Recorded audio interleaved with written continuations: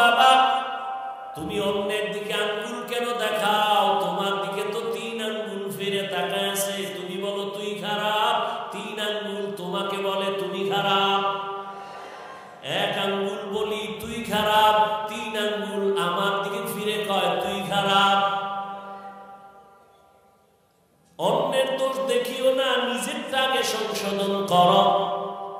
রহমতের নবী আমার 13 বছর মাত্র সময়ে মক্কার মানুষগুলোকে স্বর্ণের মানুষ বানাইলেন। বেতের বাড়ি দেন নাই, গালি দেন নাই, সুন্দর চরিত্র আর সুন্দর ব্যবহার। আপনার আমার নবীর ব্যবহার কতই না সুন্দর, যে নবীর 63 বছর হায়াতে একটা মিথ্যা কথা জীবনে বলেন নাই। এমন একজন নেতার নাম পারলে বলো যে মিথ্যা বলে না, আছে? কেমন মায়ার নবী, যে নবীর 63 বছর হায়াতে কোনোদিন কাউকে একটা গালি দেন নাই।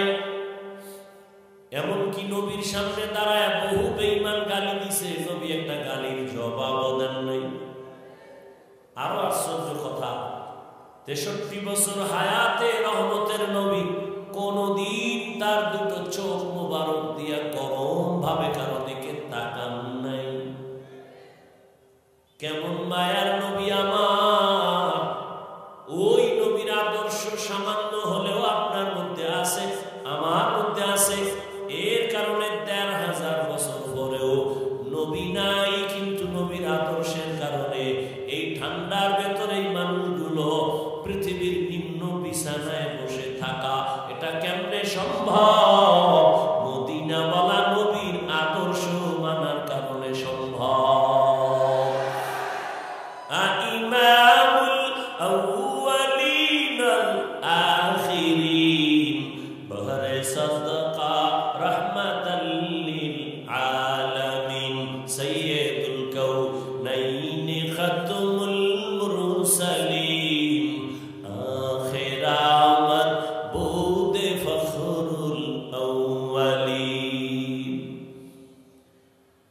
আল্লাহকে বেজার করা যাবে না, দুনিয়ার সব বেজার হয় বান্দা। তুমি যেমন চলতে চাইবে তেমনি আল্লাহ রাস্তা খুলে দিবে। আমি ওয়াদা করছি মইরা যাব, গলায় ছুরি লাগাবো, দাড়ির মধ্যে লাগাবো না।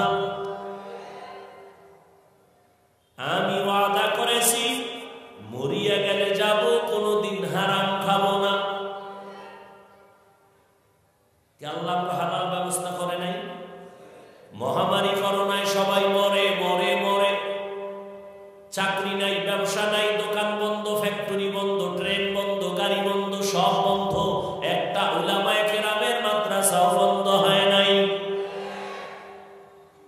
করোনার ভেতরে একটা না দুইটা না ট্রিপল মাস্ক লাগাইয়া বসে আছে, মরবে না।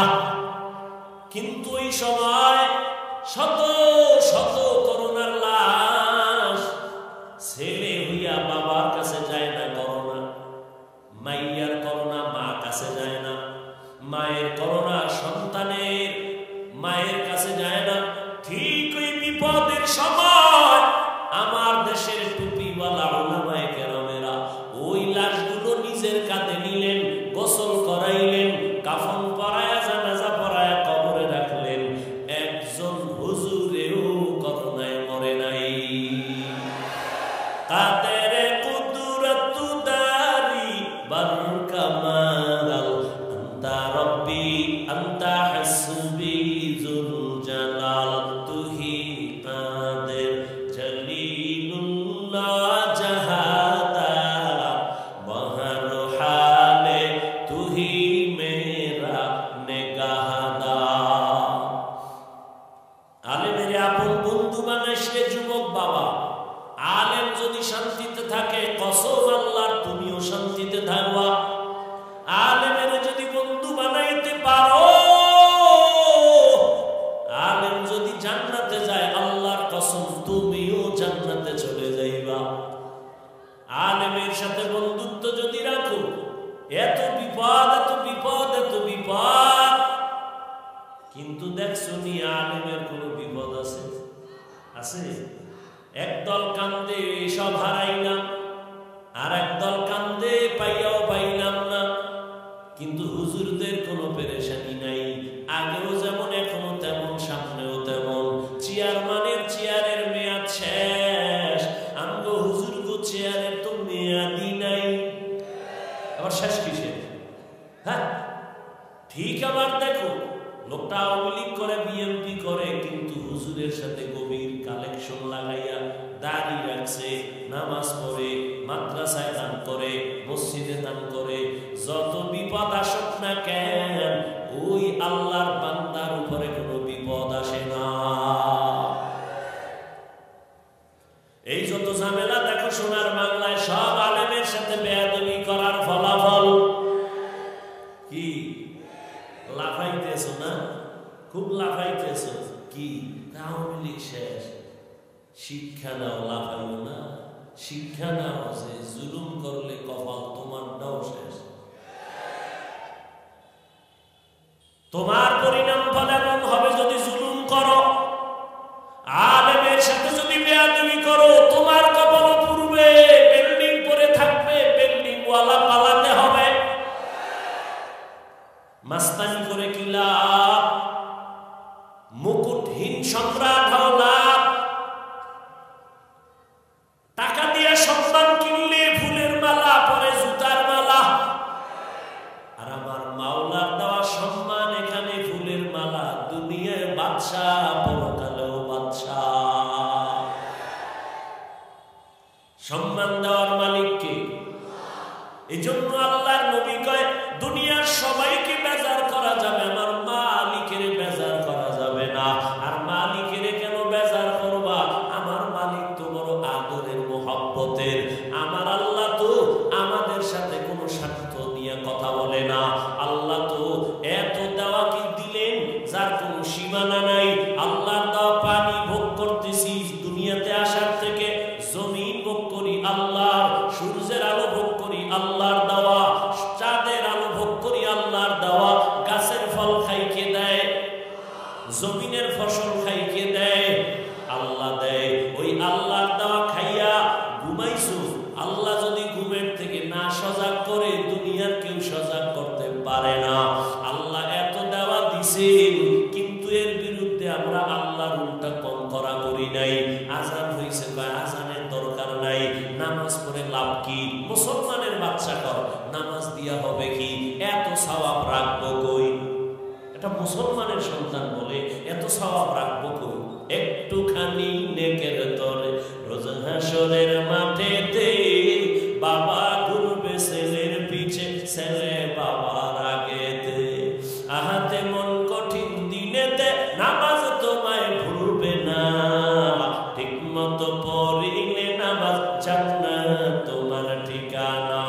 আমার প্রাণের ভাই বোনেরা, জলদি করে উঠে যাও, ওযু করে তাড়াতাড়ি নামাজ পড়তে লেগে যাও। নবী বেনামাজির শাফাআত করিবেন না।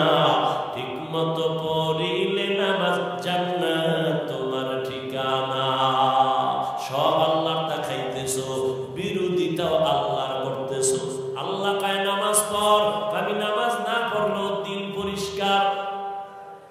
আল্লাহ কয় দাড়ি রাখ, কয় বয়স হয় নাই।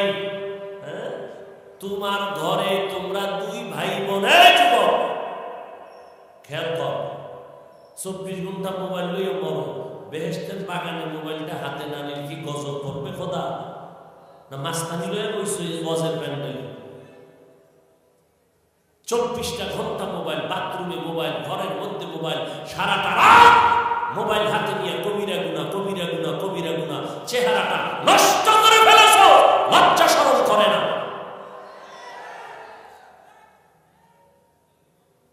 খুব মাস্তান মাস্তান ভাব দেখাও না? আয়নার সামনে দাঁড়াইছো যে তোর চেহারার মধ্যে কোনো নূর নাই, একবারও ভাবছো? তোর 25 বছর 30 বছর বয়স, চেহারা ভাঙছে কেন? 40 বছর পর্যন্ত চেহারা থাকবে উজ্জ্বল, দেখলে মায়া লাগবে, তোর দিকে তাকাইলে মায়া লাগে না কেন? দুনিয়ার কেউ জানে না, আল্লাহ তো জানে তুই সারাটা রাত মোবাইল নিয়ে কবিরা গুনাহ করো। সময় আসতেছে বিছানায় পড়ে যাবি, চোখ থাকবে, পাওয়ার থাকবে না, হাত থাকবে, শক্তি থাকবে না, চোখ দিয়ে পানি পড়বে, কাঁদবি, চোখের পানি মুছার আপন কাউকে পাবি না। এখানে আইসো, আল্লাহ নিয়ে আইসে, জোর করে আসা যায় না। এখানে মোবাইলটা হাতে নেওয়া লাগবে, কি কাম, কি মোবাইল, এখানে তুই কাম মনে কর, এটা কাম না, এটা আকাম, এটা কোনো কাম না, এটা আকাম। ছবি তুলতেছ, মদিনার অর্ডার ছাড়া, সরকারের কোনো প্রয়োজন ছাড়া ছবি তোলা হারাম, কবিরা গুনাহ। পৃথিবীর কোনো মুক্তির শক্তি নাই আলাদা কোনো ফতোয়া দিব। ছবি তুলো কেন? এমনি কবিরা গুনাহ, হারাম। বর্ষ বেহেশতের বাগানে করতেছ কবিরা গুনাহ, কপালে অভিশাপ লাগছে কারো, এমন কেন? পাগল হয়ে গেছে ছবি তোলার জন্য। আমার ছবি তোর বোন দেখবে, তোর মা দেখবে, যুবককে বলছি, এটা হালাল? বলো, পিছে পিছে বলবা, সামনে বলো। আমার ছবি তোমার মা দেখবে, তোমার বোনেরা দেখবে, হালাল? কেন করেন? কলমটা খুলে দাও যে আল্লাহ, গুনাহ নিয়ে ঢুকছি, গুনাহ মুক্ত হয়ে বাড়ি যাবে, এই নিয়তে বসো। আমি তো তোমাকে একবারও বলি না এই তাবলিগে যা, নাইলে গেছো শেষ, কওমি মাদ্রাসায় যা, নাইলে তুই ধ্বংস, একবারও তো বলি না। বরং আমি তোমাকে কি বুঝাইতেছি, তোমার লাইনের যুবকটা সব কি খারাপ হয়ে গেছে? তোমার মতো যুবক স্কুল কলেজে পড়ে, পাঁচ ওয়াক্ত নামাজি নাই। বলো বাবা, তুমি কেন পারো না? পাও দলে করবা, বলো, তা নিচে নেমে আসি, পাও ধরি। তোমার পাও ধরলে আমি ধন্য। তুমি যদি ওয়াদা করো পাও ধরলে নামাজ পড়ো, তাহলে তোমার পাও আমি ধরলে যদি নামাজ পড়ো, তা আমি তোমার পাও ধরাটা আমার ভাগ্য, আমি ধন্য। আমি রসুলের শাফাআতের জন্য এটা আমার পুঁজি। ও রসুল, আপনার উম্মত দাঁড়িয়ে রাখবে, নামাজ পড়বে, ওয়াদা দিছে, পাও ধরা লাগছে, আমি সেই ওয়াদায় পাও ধরছি। তোমারও আল্লাহ জান্নাত দিবে, আমাকেও আল্লাহ জান্নাত দিবে। মানুষ একটা কাজ করতে করতে একটা শখ থাকে, কিছুদিন করতে করতে না শখ শেষ। জীবনে কত গুনাহ করছো, আর কত শখ আছে বলতো? একটা, দুইটা, তিনটা মাইয়ার চরিত্র নিয়ে হামলা করেছো মোবাইল দিয়ে, পার্কে পার্কে কম তো ঘুরো নেই, কেউ জানে না, আল্লাহ তো জানে। আর কত শখ আছে বল? আর কত শখ? মা বাবার ইজ্জতটা কি আর রাখবি না? মা গোপনে কাঁদতেছে, আল্লাহ এমন একটা ছেলে দিলা, ওর চরিত্রের কারণে কারো কাছে মুখ দেখাইতে পারি। বাবাই মনে মনে কষ্ট পাইতেছে, তোর কপালটা এত খারাপ কেন? কার সাথে বেয়াদবি করে অভিশাপ দিছে? অথচ তোমার মতো যুবক রাস্তায় অটো চালায়, গাড়ি চালায়, পাঁচ ওয়াক্ত নামাজি নাই। তোমার মতো যুবক RAB, army, police, BDR, doctor, professor, engineer, পাঁচ ওয়াক্ত নামাজি দাড়িওয়ালা নাই। তুমি নিজেকে একটু প্রশ্ন করো, তুমি পারো না কেন? তোমার মতো যুবক কৃষি কাজ করে, জমিনের মধ্যে, নদীতে মাছ ধরে, নামাজ ছাড়ে না, তুমি পারো না কেন? কত যুবক দেখলে দিয়ে আগে সালাম দেয়, কলিজার দিয়ে মনে চায় রুমাল দিয়ে আর জুতা মুছাই দেয়, পাঁচ ওয়াক্ত নামাজ পড়ে, এইরকম জামা পড়ছে। তুই জামা পড়ছো, কই তো নাই? কয়েকজন আমি কলেজের ছাত্র, মাশাআল্লাহ, এই অবস্থা পাহাড়। আমি এক ওয়াক্ত নামাজও আমি ছাড়ি, যত কষ্ট হোক আমি নামাজ পড়ি। আমি কিন্তু কলেজের হালাত কি, সেখানে তো সব নেগেটিভ পজিটিভ প্রমাণ। কয় না আলহামদুলিল্লাহ, মেয়েরা যারা বখাটে ওরাও আমার সাথে খারাপ আচরণ করে না।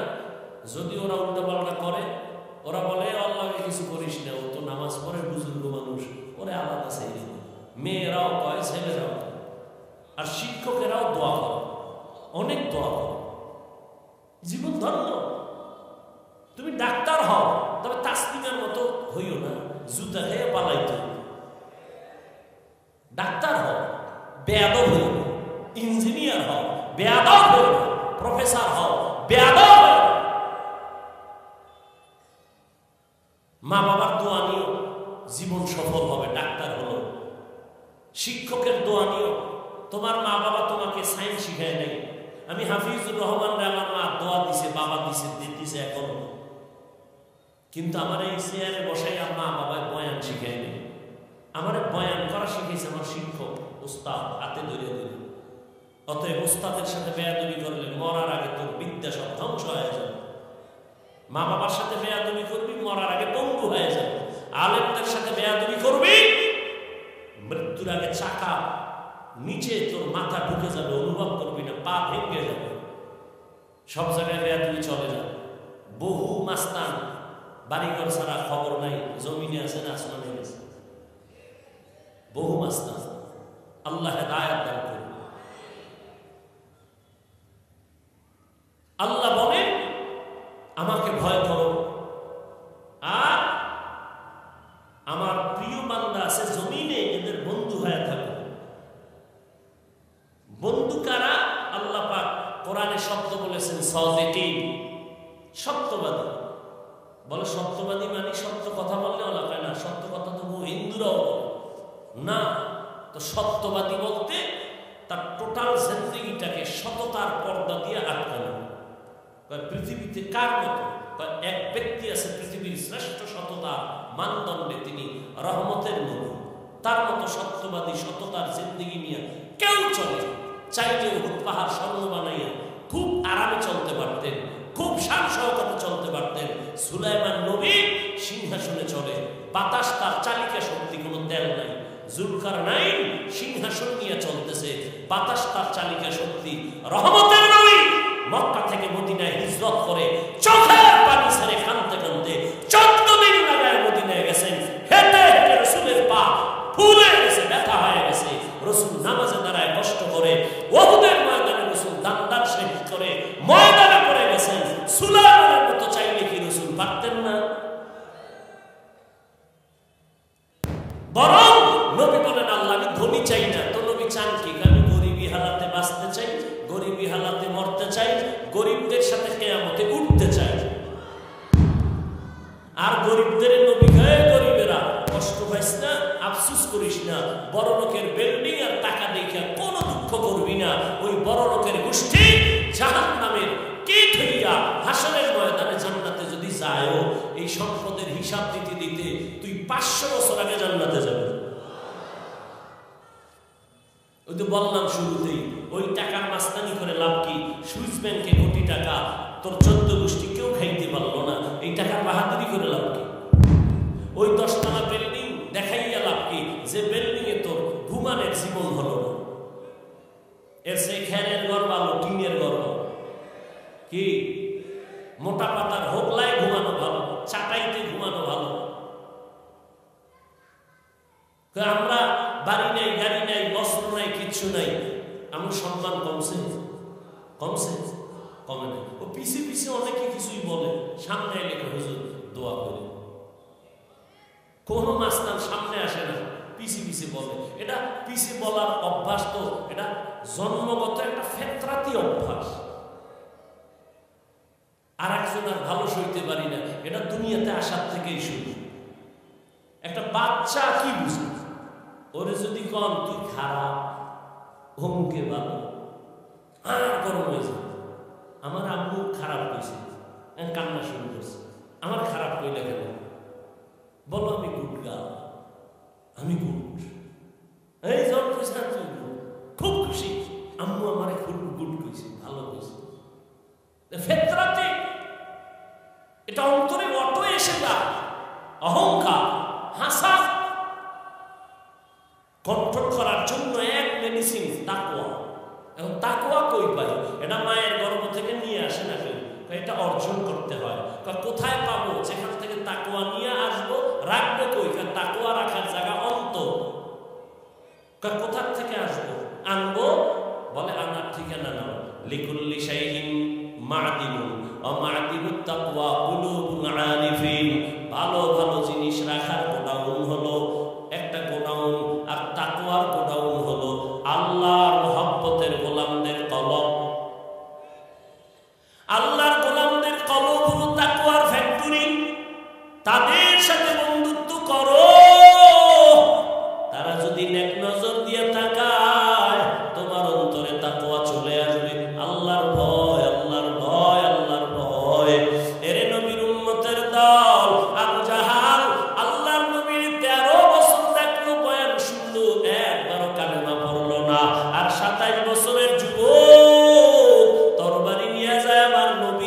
গর্দান কাটার জন্য নবীরে দেখা মাত্র তরবারি ফালায় কয় কালেমা রশি গলায় লাগায় দে। মান ইয়াহদিল্লাহু ফাহুয়াল মুহতাদ ওয়া মান ইউদ্লিল ফালান